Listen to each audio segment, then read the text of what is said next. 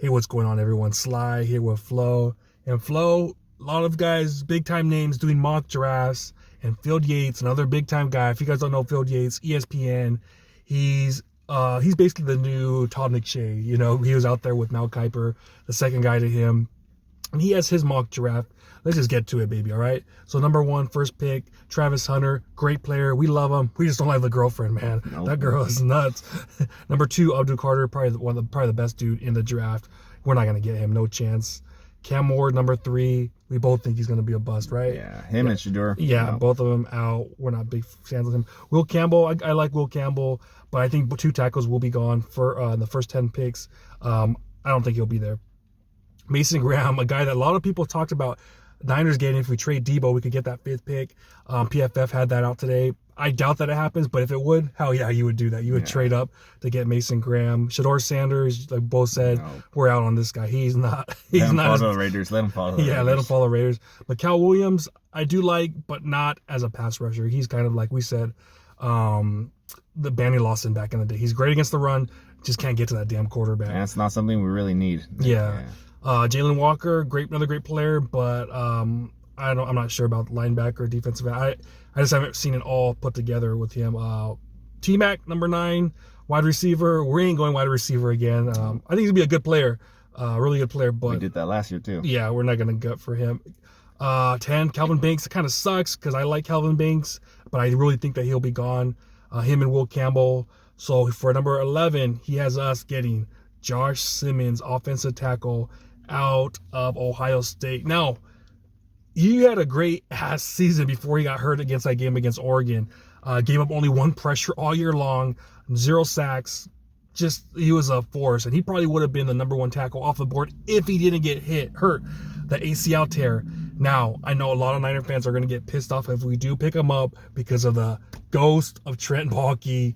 All those guys we got back in the day, from Keith Reeser, Tank Carradine, Balmer, was he hurt a little bit when he? I think so, yeah. Remember Marcus Lattimore, running back? Oh my gosh, it was just that was a double though. It was, dude, ACL tear after ACL tear. It was bad, broken legs. Yeah. So that kind of haunts us. But Josh Simmons, man, he was great when he was in there.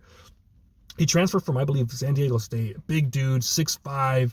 311. He pretty much looks like he has it all. I mean, watching the film, we don't know his arm length. We'll find out at the combine, but it looks like he has long ass arms, dude. What you love as a tackle, Trent Williams getting up in age, 37 years old, man. He was hurt a lot this year. I do like the pick up, but I know a lot of dudes are gonna get pissed off. I know a lot of Niner fans will be like, hell no, dude, not a dude that's been injured. But I think if he didn't get hurt, he would have been the guy. He would have been the number 1 tackle off the board.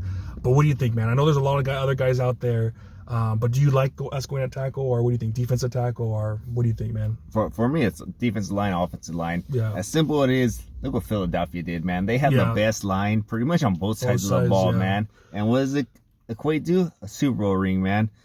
You always say it, man. It comes down to the trenches at the end of the day. And defensive line, man, offensive line, defensive line, that's where it always comes down to in the game of football, besides quarterback. After quarterback, it's those that line, that's what it makes and breaks a team. And as far as Josh Simmons, I think he played in the best freaking division in all of football. Yes, he's coming off an injury, but this is essentially the new SEC. That was it called now? Big Ten? Something like that. It's pretty much a hybrid of the old Pac and the Big Ten, you know? So, like, these guys that play in the trenches in that conference, they're going to be legit. Obviously, the injury, we've had to deal with that injury.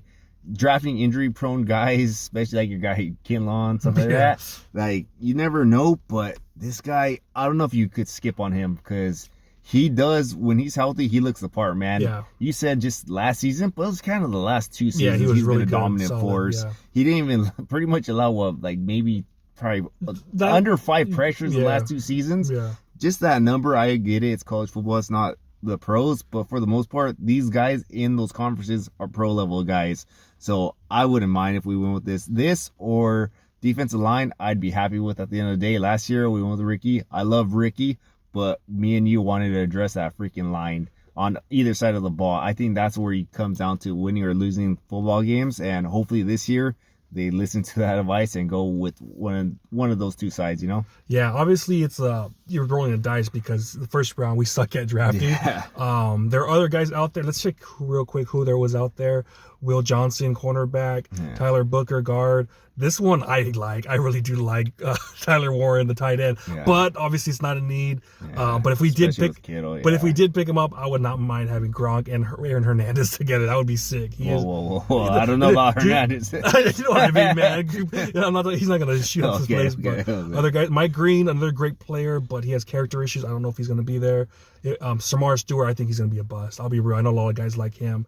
Walter Nolan, that's probably the number one guy that everyone loves and wants to pick. We might pick him up. But I need more production from him. So it's a sexy pick. It's a sexy ass pick. Yeah. It's a good pick too.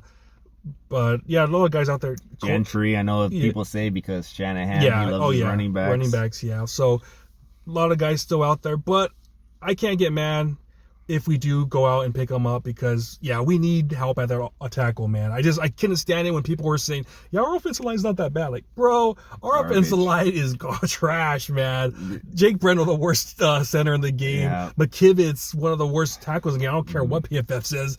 Obviously, Banks was horrible. Burford's trash. Yeah, Banks, since the Super Bowl, man, he regressed so much after last year's Super Bowl. Oh, yeah. So, and then freaking Trent Williams, we don't even know if he's ever going to play again. He's aging. He played half a season only. Yeah. So it's a train wreck right now. So that defensive line, I think that's all we do in the draft: offensive line, defensive line, offensive, whatever the best player is at that position.